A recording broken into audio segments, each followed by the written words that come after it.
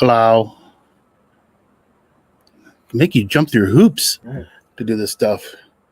Oh, that was weird. Oh, hey, it goes in 3, 2, 1, and action. It's got to be 3, 2. You don't say 2 or 1. Why not? Because you Why? don't say 2 or 1. You think you would say 2 Wayne's or 1. World, don't you remember? Yeah. 5, 4, 3, 2. No, you don't say 2 or 1.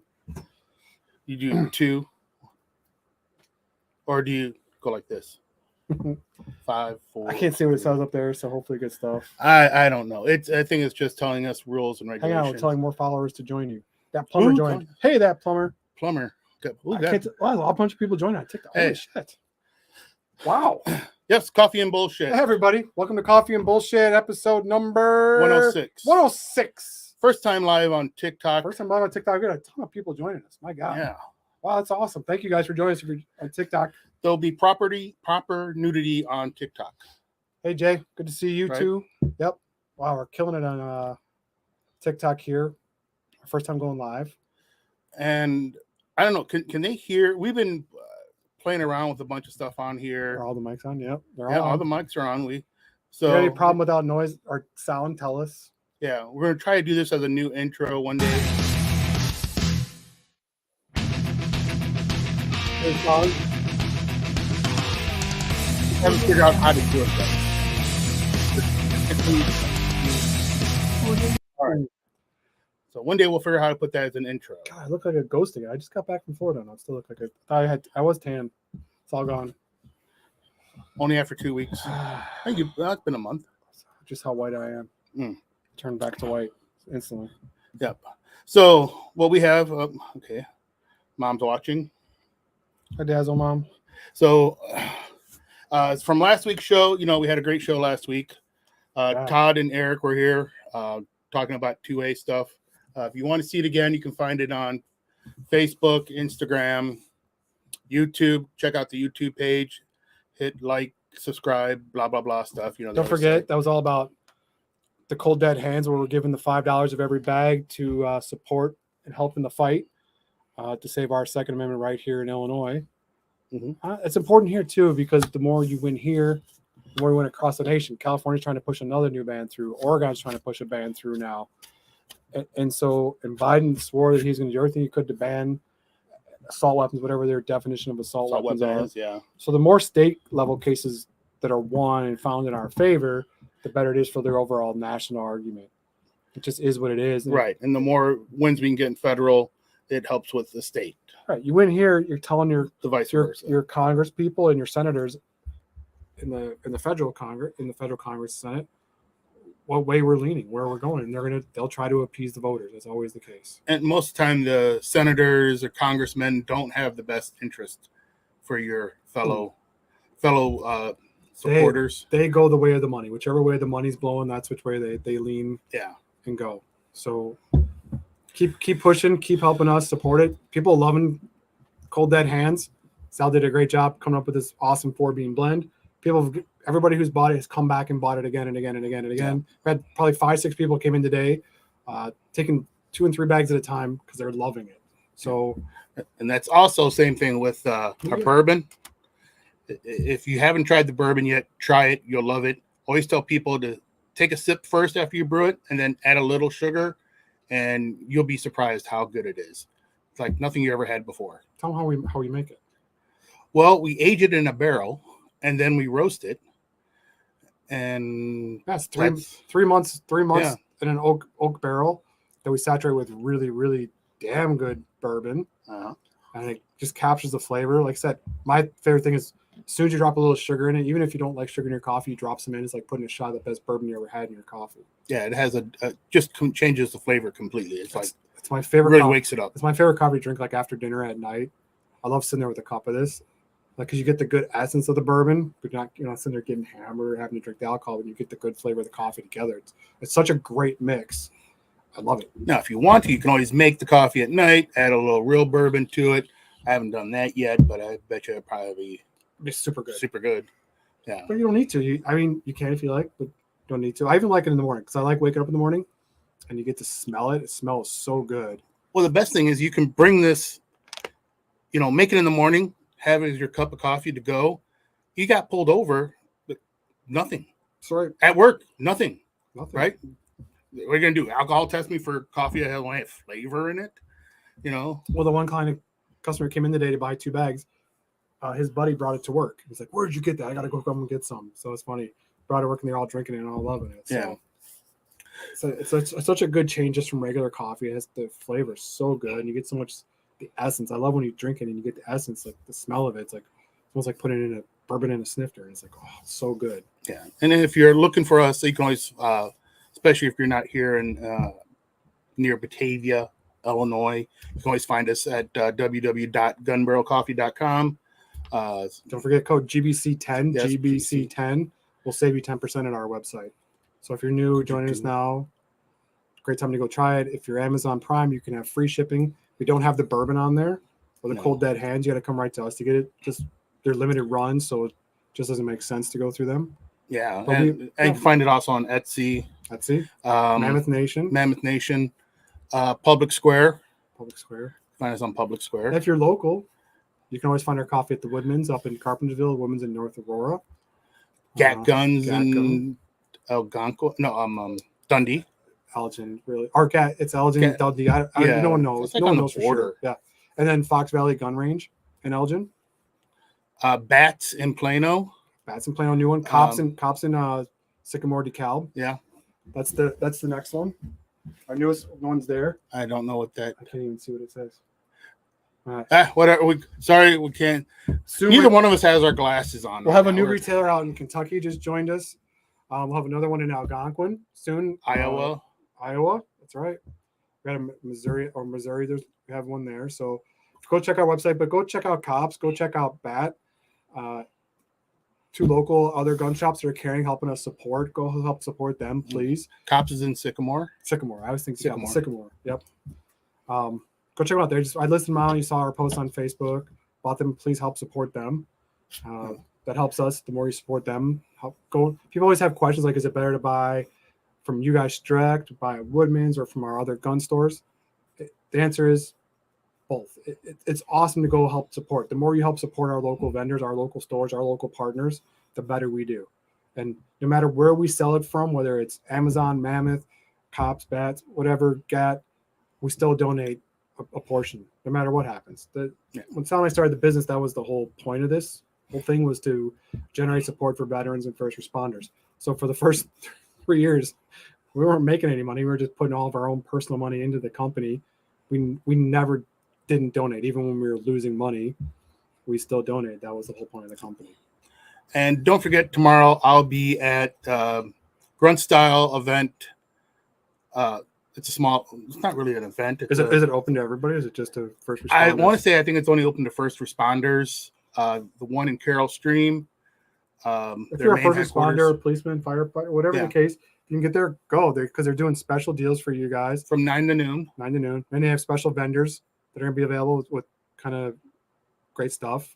But it's only going to be me. It's only going to be you tomorrow? It's only going to be me. Oh, I thought there was somebody. No, it's because it's in their little walk-in hallway. Okay, so just us tomorrow. Just us. Go. We have all the awesome coffee there. But next week we'll be at Kane County Flea Market, North Trades Building, closest one to the parking lot. Yeah, come out. Not by Randall. No, and we're going to be where the gravel parking lot in the back. But everybody thinks it's the front because that's where the parking lot is. But come out there. It's going to be great weather. Had a good show last month. It was great. People are awesome. Yeah. Come back again. The gun show the week after that at the fairgrounds on Sunday. From 7:30 to 1:30. Typically. The problem is now, with Illinois being having such restrictions. Now there are a bunch of us that are on the TRO, some FFLs that are on TRO, but just a week or 2 weeks ago when Brian was at Gat Guns up there, I mean, there were people buying everything rifles, was being sold, shotguns, pistols, because I believe they're part of the TRO. Magazines, ammo was going like crazy. So go. I mean, because we're supporting. I support the GOA and what's the one in Aurora Sportsman Club? They're the We wrote a check to him. Did We did. ADC? Is it right there? It's right there. I'll check. Oh, Right there, right? Isn't it? SADEC. Yeah. I can't remember what it stands for, but SADEC. Yeah. But they're doing a great job. So they're working. They're not doing the lawsuit directly. They're working to support the ones who are doing it. They're the ones doing all the legwork and the bookwork to figure out all the technicalities that need to be addressed through these lawsuits to help make them more winnable. Todd Vandermite is leading it. Check him out on Freedom Steel. Eric, who's the president of the gun club. Yep. We can reach out to them if you want to do more support. Go join the Aurora Gun Club if you're anywhere in the area. Man, their ranges are awesome. And now they've built the building, which is awesome. They built real nice toilets and bathroom facilities, which is awesome. Yeah. We'll make it great out there. That's all I really needed, like, to be really awesome place to go. It was already. The zombie shoot they do is amazing. Yeah, they do a zombie shoot. They have a bunch of special guests coming in. They have the sheriff of Baghdad is going to be there in April. They'll have oh gosh, I follow him, but I can't talk to him too. Actual something. God dang it, I can't remember his I know what name. you're talking about. Yeah, I know. I'm drawing a blank. Go check him out. I'm sure it's Him and his wife, I believe, will be there. Yeah. But yeah, check out the Aurora Sportsman Club website. They'll have a bunch of training stuff going on. Special. Now they're doing the tactical move and shoot, which is awesome. I don't think there's any range around here you can move and shoot. No, I did it once in Michigan. It was so much fun. They had the course set up in the quarry. That was a great way to learn to really. It's a whole different level of shooting when you move and shoot like that. You don't think about it or how big of a deal it is, but it's a lot. There's a lot of little factors that come into play as we shoot, especially if you start running the course. And when you're heavy breathing and you got your gun and you're carrying it and your magazine, it takes a lot longer to get on target and get sighted. So you got to be quick with that and learn how to do that quick, especially reload quick as you're moving. And so it seems simple. It's like walking and chewing gum, but it changes the whole thing. But it's a lot of fun. It's a great way to learn. If a robber really breaks into your house and that's what you're using it for, self-defense, you're going to be moving and shooting. Better chance you're not going to be just standing in one place, and you don't want to just stand in one place. Yeah. And what else is going on is also the pistol brace, with the ATF are just getting murdered by lawsuits and by Congress because ATF really doesn't have the power to lawmaking authority. That's unbelievable when the ATF decides they can make laws and just writes it in the book and figure, we'll just put it through. And so when a non-legislative or executive branch of the government starts making laws, that's when your freedom's really gone. Yeah, without the first, you don't have the second. Without the second, you don't have the first. Even if you agreed with what they're doing, that a branch that's not a lawmaking branch would be able to push something and put it in places. That's scary. That's really truly scary. Whether you support guns or not, you ought to be against that because that's the inch before they take a mile on your civil rights. It always comes about. And one thing I just learned, I probably knew a long time ago, but I kind of forgot. But back in the 80s, England or Great Britain, whatever you want to call them, had a gun registry. Really? And people signed up for it, right? They did the right thing because they're English. Mm-hmm. And what happened? Knock, knock, knock. Of course. Come take your guns. That's of course what they're Same thing with Australia. That happened to them. The ATF's already done that to some people. I've seen some videos where they show up at the house, knock on the door, and want to see all the guns, want to see all your receipts, want to see all the registrations, just because you have this many or that many. So now we got to come check you out. They thought one guy was selling guns to the cartel. He's like, I do training for law enforcement. That's what he did.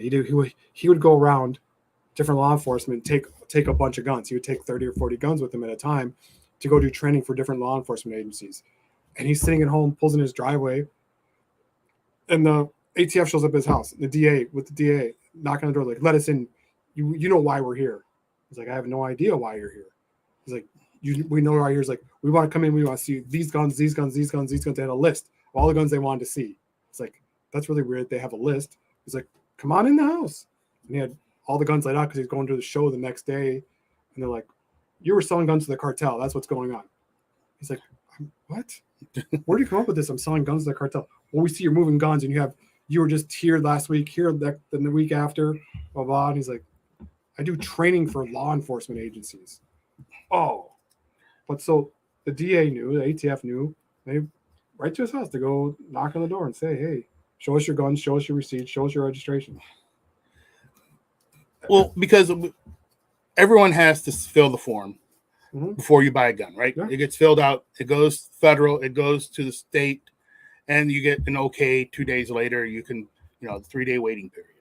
Do that. And California, it's a 10-day waiting period. Only reason, Well, but California, it wasn't illegal to have a belt-fed gun. Yeah. They fixed that though. They probably did. The same thing. As soon as they realized, they fixed it. But so the funny thing is, it's never background check is never, hey, Brian wants to buy a gun. It's, hey, Brian wants to buy an a Ruger AR-15. This is what gun he wants to buy.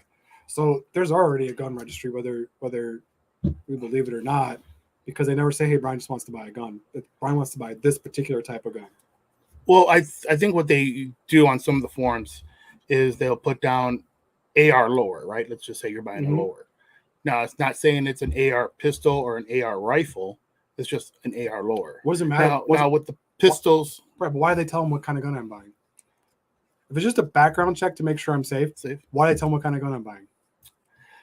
Just part of the form. It's a good question. Because it's a preliminary gun registry. Because there's no way the government would let guns go out into the public without knowing what each and every type of gun is. So you want a gun registry, they have one already. They can just flip a switch.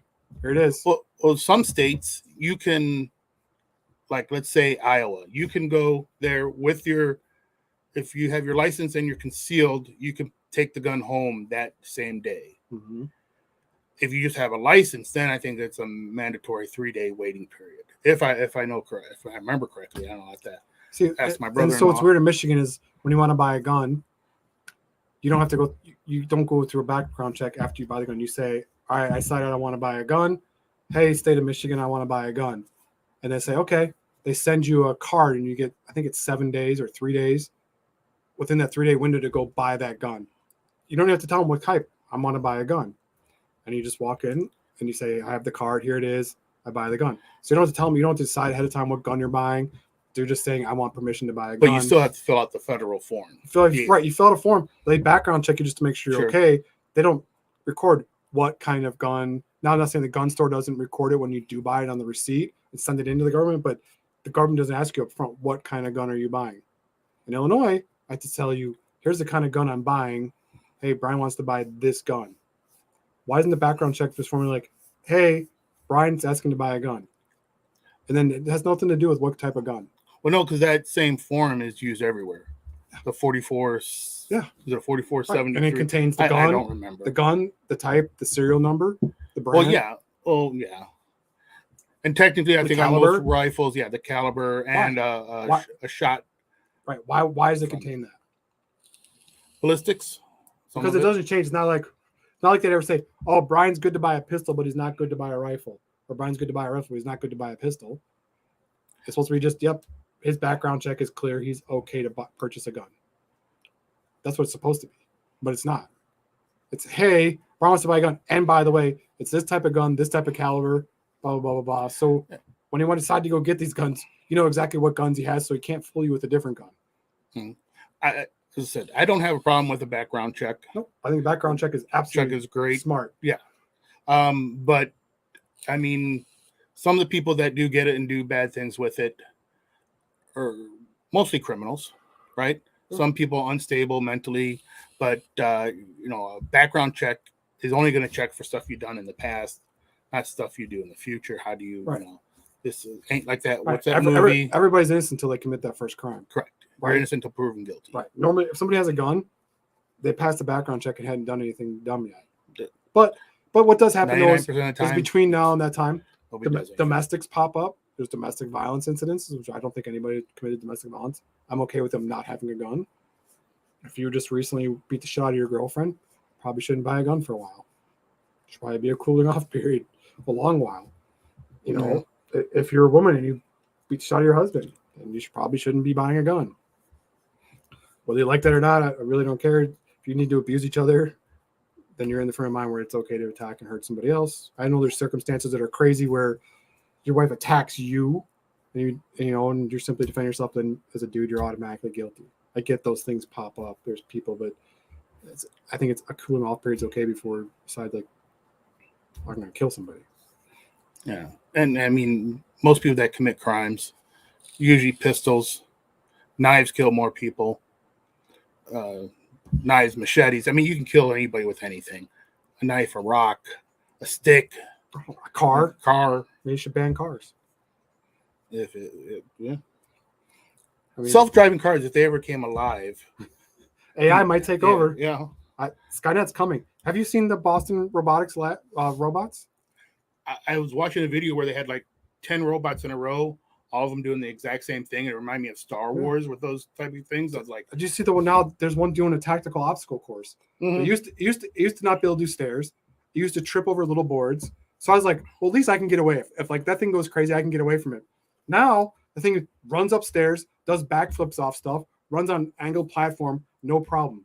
So now it's faster than us. It never gets tired, and now it can take all the same terrain. So there's no way to get away from it. If that's not the Terminator, I don't know what is. You just wait for the battery to wear out. Yeah, when the battery lasts days. I mean, so they're building. The funny thing is, they're building the Terminator. If you want to know, if you look at every sci-fi movie in the past 50 years, they've all predicted the future and they've all come correct. It's insane how accurate they've been. Right. About First stuff. with Star Trek with the tricorder and the communications, like dee-dee, and all of a sudden everybody gets a flip phone. How set phasers on stun. There's a million stun guns you can go buy tomorrow. Every cop carries a taser now. Yeah. So they're put it on stun. They didn't have tasers back then when they started Star Trek. Now everybody has a stun. Everybody has a stun gun. So predicted it. Demolition Man predicted it. The whole future is gonna be electric cars. Holy shit! And self-driving. And it was gonna have a yoke that went into the dash. That's exactly what Tesla's building now. Is self-driving cars. Cars is a steering yoke rather than a wheel, and the yoke's gonna recede into the dash. How did they know? Even 20 years ago, they had already predicted that. Yeah. Cars were all self-driving. And rockets that Fly rockets that and land back like they up. did when I was a kid. Yeah. Do you wonder if we were playing with kid as a kid with a rocket? I was like, that's not how rockets land, but that's exactly how they land now. Every movie you take a look at, Time Machine predicted in the future everybody have a short attention span.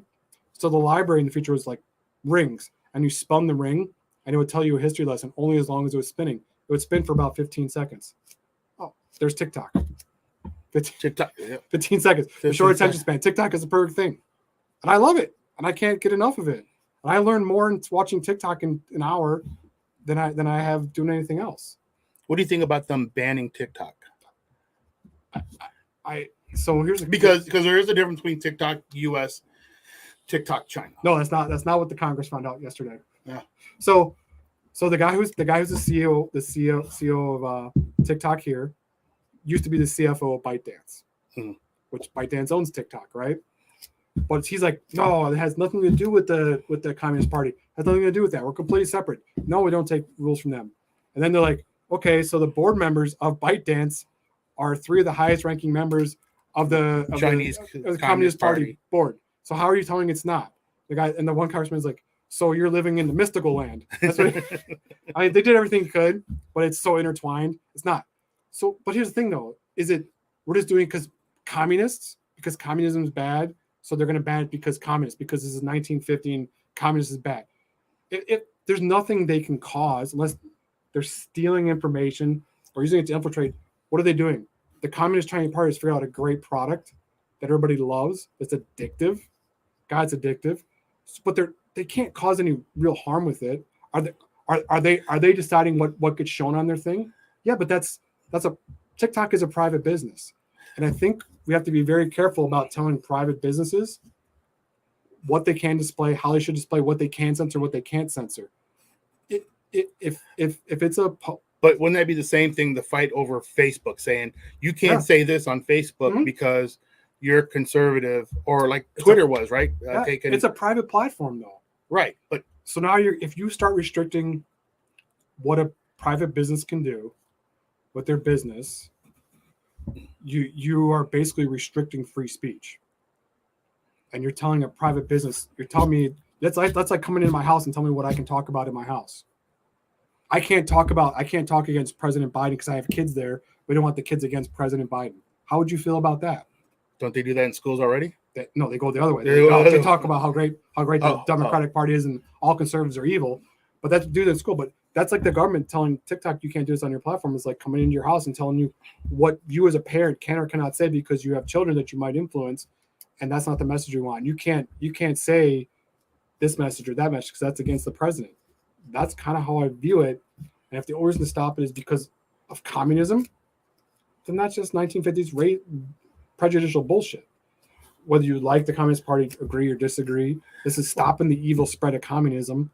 It's kind of back to that. Well, I think what they're trying to say, like most government agencies saying you can't put it on their system, right? Because they could be a backdoor. Who knows? Or you're taking too many videos and there's information that could lead to something else. That's the bullshit. That's the bullshit part of it. That you're on our system. That's how they're getting rid of it. It's saying we don't like the politics that you're pushing. They're against us. They're against America. So we don't want you to say those things. And because we can't say you can't say those things because that's against freedom of speech and it's a private business. So we're going to try to use some technical thing. It's kind of how I feel about it. A little bit we're regressing back to the 40s and 50s, which I don't want to see.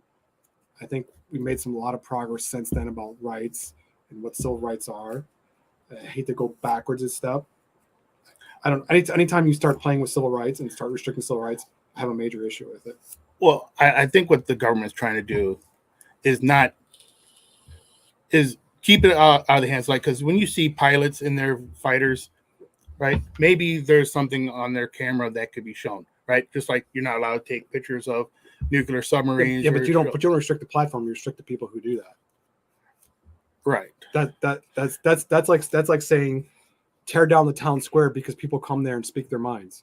We don't want to hear those messages. So block off the town square. Don't allow anybody to town square because once they get there, they start speaking their minds, and we don't want that anymore. So now it's not the town square you need to tear down. It's you stop the people who are saying this thing. But again, free speech, whether you're Chinese, whether you're a communist, the Communist Party has a right to free speech in this country.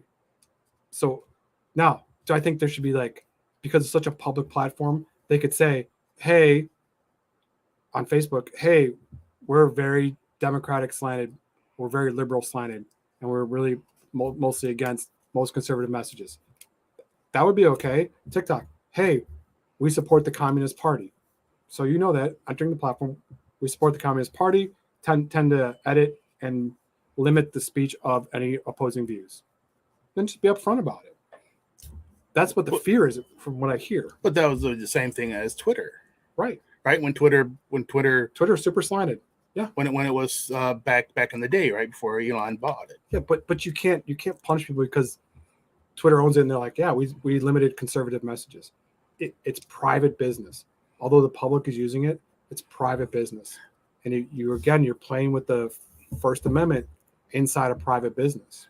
But wouldn't that be the same way? Let's just say, devil's advocate, when AT&T came around and saying, well, only you can have a phone because we agree with what you're saying.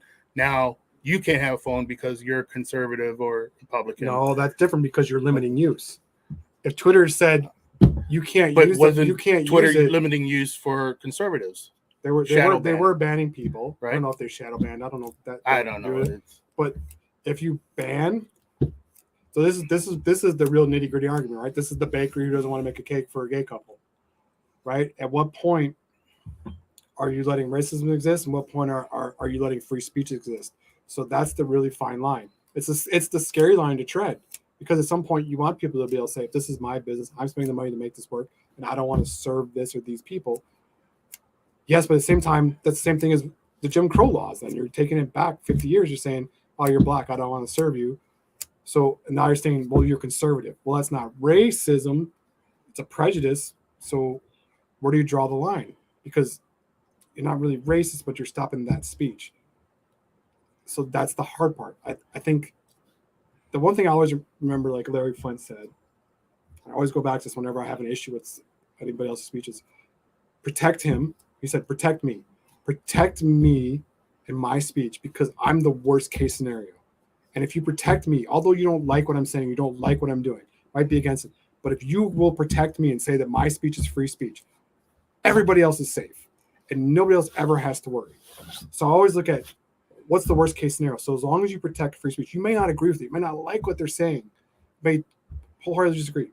That's what Twitter should be doing, saying we may not agree with the conservatives, we may not agree with that, but they should have their freedom of speech so that ours is protected too.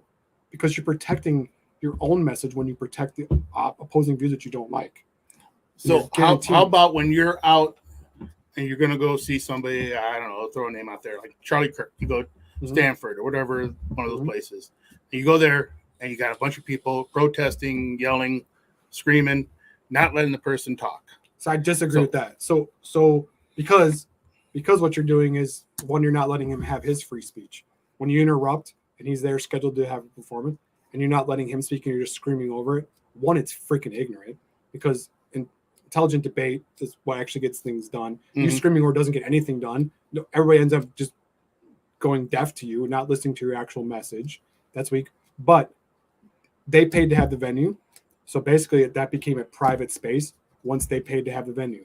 He paid to be there to put on the venue, charge for tickets. Those people paid to have to attend. So you're stopping their ability to have the performance. Charlie Kirk, Shapiro, Candace Peterson, who's the other guy? They all say, Shapiro usually says, if you oppose me, you get to cut to the front of the line on the microphone. Right. He's like, so I want you, if you think differently, I want you to have an opportunity to speak and say what you want. That's the most brilliant way. So what they're doing, if that speech was a platform, if Shapiro was Twitter saying, hey, although you don't agree with me, I want you to come up and speak and have a voice. That's what Twitter should do. Although we don't agree with you, you should still speak and have a voice, and let the individual person decide what they believe or what they want to believe. Now we have to tailor fit messages because you're too stupid to figure it out yourself. So we have to only push our message because that's what we want you to believe.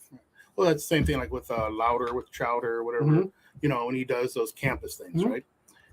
Come talk to me. We'll sit down, have a discussion. Yep. I hate the people who stand there and scream and lose their mind. Yeah. It's like you can sit down and talk to me and we have an intelligent conversation. Like, they just want to be mad and scream. Right. Because they accomplish nothing. Right, because they can't support their own viewpoints. They have no evidence. They don't know how to debate. They can't argue because they're just arguing from a point of emotion, what someone told them to believe, rather than a fact-based evidential viewpoint.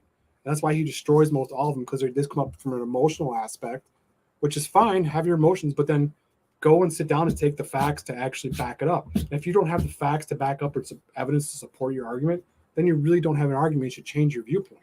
But most people won't do it. What they do is shut down. Then you're just evil. You're evil, because that's what they've been conditioned their whole life to say is anybody who doesn't agree with you, it's not, hey, time to have it. Let's have an intelligent debate. Is that the other person's wrong and they're evil, and how dare they? And now your speech is violence because you're against this and you're evil. That's what something like TikTok does. It just says you don't hear any of those conservatives because they're all evil. So we banned them. We banned them for you, so you wouldn't have to be attacked by that speech. So we don't have to experience that violence. Because that's where the goddamn snowflake stuff comes in, is if you can't hear speech that's different than what you agree with, that's what makes you a snowflake. You should be open to hearing everything. I honestly, God, one of the best things I ever heard too, another quote is, you should try to be offended at least once a day, every day. Find something that offends you. That's the best way to either support your own argument or find a different belief. Is I go every day, try to read different viewpoints. I never look at one news source. If I see an article about something, I read it. Then the next thing I do is go find 3 other sources for it, because I want to hear the opposing viewpoint. If I agree with this, I go find 3 other people who will argue against it, because I want to see their point, why they're against it. That either makes my belief in what I already think stronger, because I don't agree with their viewpoints, or it makes me reconsider, which is, I'm completely open to always what I think may not be right. I don't think the other side's evil for what they believe. I think sometimes they don't get it. They don't see my side. So let's go see their side. But the other side typically won't even go look at any evidence of the other side, because it's just pure evil. That's what they've been conditioned to believe. My kids get it every day in school. Their school system's super liberal. They're told everything doesn't believe it like we do, they're evil. What was that? I know these school board elections are coming up soon. And there was something about the local school board that we went to that gone left. And so the educational part, like, kids now weren't as smart as we were going to school. Their math skills, their reading skills have all dropped. Because you're not accountable for anything. Right. So my daughter, I can't believe, She took this test. It was on Roman history. Mhm. She completely bombed it. It was horrible. The teacher's notes on the test, because you go to Schoology, you can see everything. The teacher wrote a note. It's like, Peyton failed this test, but according to a school policy, I had to move her to 50%. Me and my wife were both like, wait, what? She failed this test, but I had to move her 50%. If she likes, she can retake the test to try to get a higher grade. So there's no fail a test now. There's no failing. One, there's never enough. So she had a bad grade. She got like horrible, but then you just moved her up to 50% because that's what the school says you have to do. And then she can take just to make it pass. Right. She can retake the test too. And homework, you can turn in homework that's 4 months old.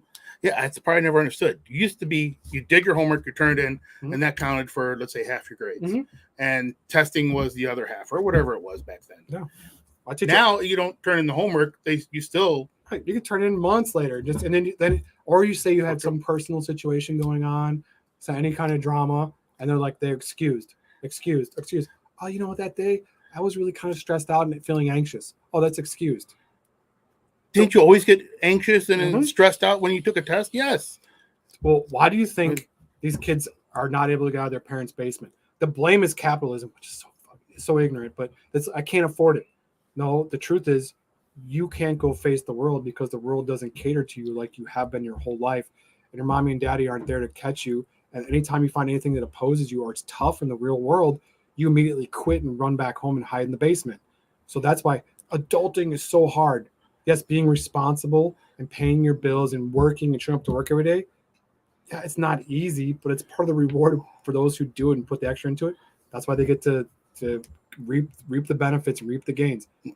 That's why I oppose paying for everybody's college. No, you know what? You decided to go to college.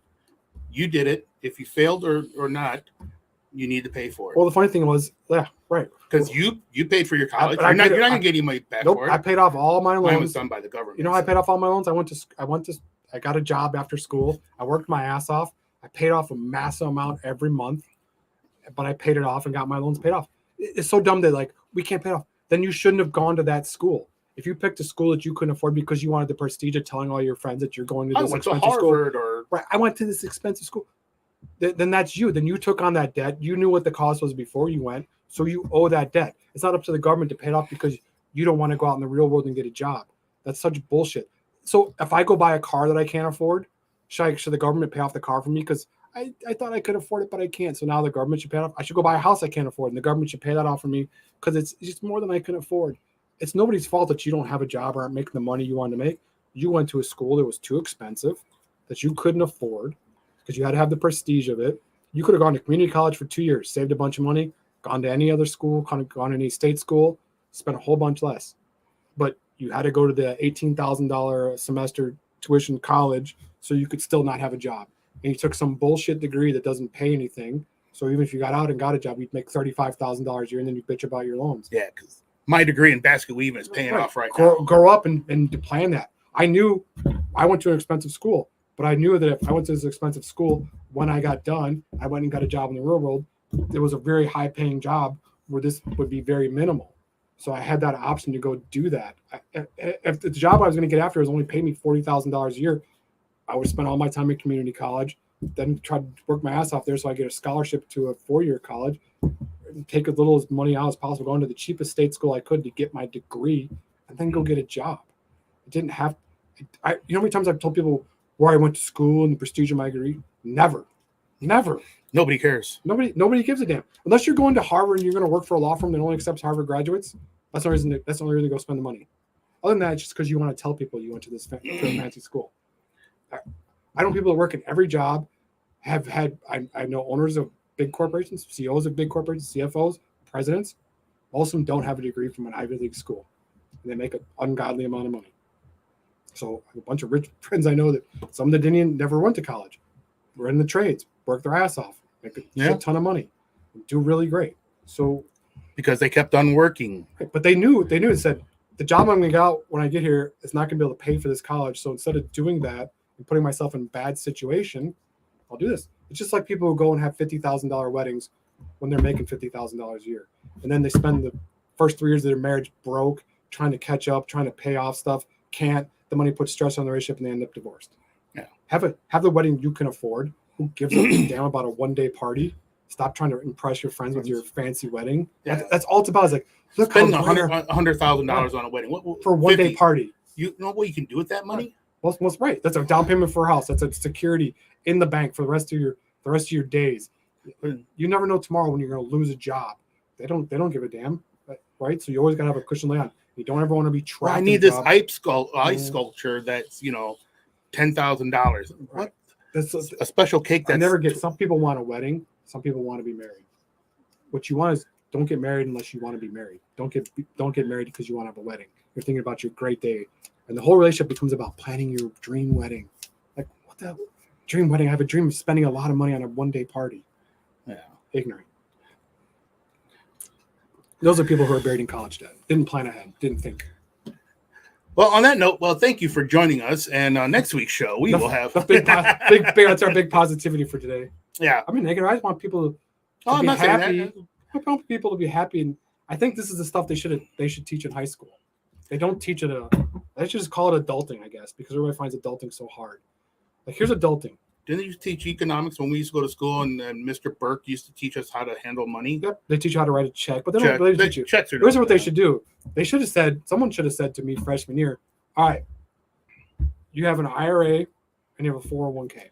If your job gives you a 401k, no matter what's going on in your life, give as much as you possibly can to that while you can still afford to live. Live like shit and contribute more to this 401k. Max it out to where you're getting the max match. If you have an IRA, no matter what happens in your life, no matter what's going on, put at least $100 a month in an IRA starting at 18. As soon as you have a job, start contributing to IRA, because what's going to happen is by the time you're 35, you won't believe how much money you put away, even putting a little bit, and you'll never be stuck in a job where you want to leave but you can't afford to. Take a savings account, put 10% of every dollar you ever get in your life in there. By 35, you'll be blown away by how much money. Do any companies still give out pensions? I don't know, man. Teachers get pensions. Teachers get pensions. I think police officers. If you're a police officer, firefighter, most union jobs will have some government ones, right? Right. Most union jobs have a pension because pensions have kind of gone away. It's not a pension like it used to be. Right. It's a plan you contribute to and earn money on, and then get back. So it's kind of like if you don't have a 401k, you have like a pension plan you contribute to, and they match some. And there are some companies that do ESOP. ESOP's employee-owned stocks. Right. ESOP's great. They probably don't. They probably don't give you as much as they used to, because I know the place I used to work at used to do 25%. Then it dropped down to 10, and now I think it's like 5%. Hell, if it's 1%, contribute to it. Because on the ESOP, you never contribute. You just took your gross. That's right. Yearly, and then they would put that in your. Listen, if you're not 35, the sooner you contribute to a 401k or an IRA, the better. You start early. You can't from 20. Like, what is it? If you put, God, I want to say, I can't remember the figures, but it's like if you start at 20 and did like $300 a month, by the time you're 28, you have almost like $700,000 or $800,000 in there. But how many of those people do S&P, like the average 8% return? Right. But how many of those people that are young could afford?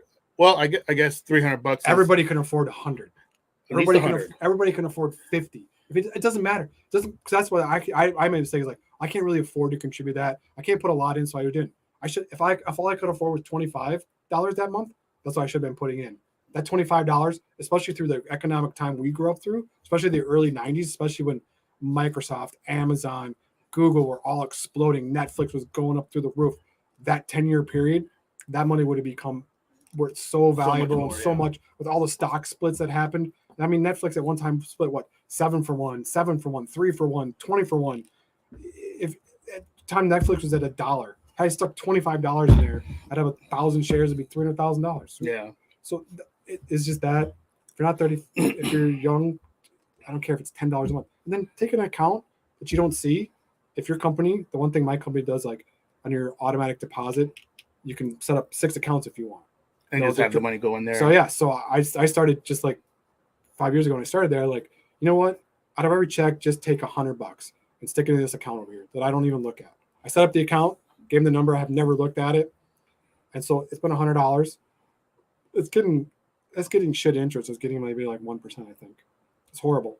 But what you don't think about it, it's $2,400. It's over 6 years. So it's like $15,000. Doesn't sound like a lot, but the day you lose your job, the day you get downsized, the day you get laid off, when you have an extra $15,000 sitting behind you, it makes the stress go away, makes it a lot easier to survive. It gives you 3 months of bills that you can afford to go find your next job on. You're not like, oh my God, I lost my job today. How am I going to afford the bills next month? Yes, but when you do lose your job, you can't still continue to go on the lifestyle you were doing beforehand. You kind of have to tighten up the belt. Right, but you don't want to make your life miserable. No, but you need to cut some things because as out. soon as you get desperate, you won't find a job. Interviews you'll suck on because you're desperate. You'll take the next shitty job that comes along just to have a job. So you stack away. Like I said, I think it's, I don't know. I don't like to look because I don't want to think about spending it, but it's like $15,000 or $16,000 in there that I never missed from my check, didn't care about, didn't think about. It's just another little $15,000 sitting off to the side.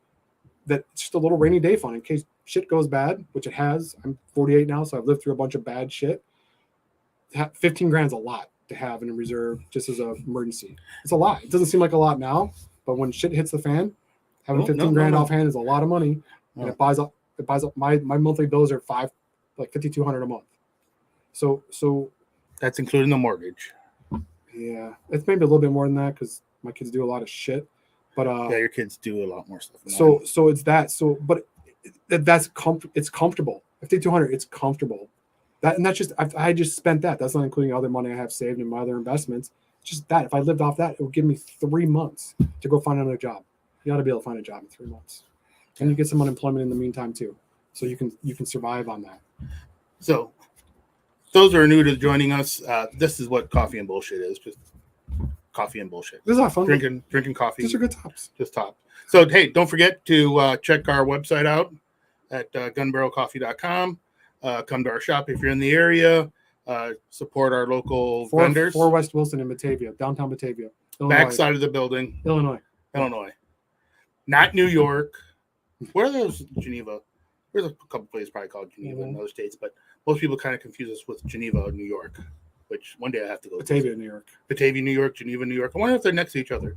I don't know. That'd be funny. That'd be funny. If there's Tri-Cities over there. There's St. Charles, Missouri, too. Yes, there is. And St. Charles, Missouri is the home of Bigfoot. I know that much. Bigfoot, the truck, not Bigfoot, the animal. Okay. I can't believe there's 10 specials of people searching for Bigfoot that have been on for 10 years. Not one person has a picture. There's 10 TV shows with it with some of the best cameras and drones in the world. In 10 years, not one's ever caught a picture. You think if we had that many people and Bigfoot was real, they would have caught a picture by now. He wins the award for the best hiding. All right, guys. Thank you for joining us today. Thank you guys. We'll see us next. I won't see you next week, but Sal probably will. And keep your head on a swivel. So we'll see you all later. Yeah, left lane's only for passing.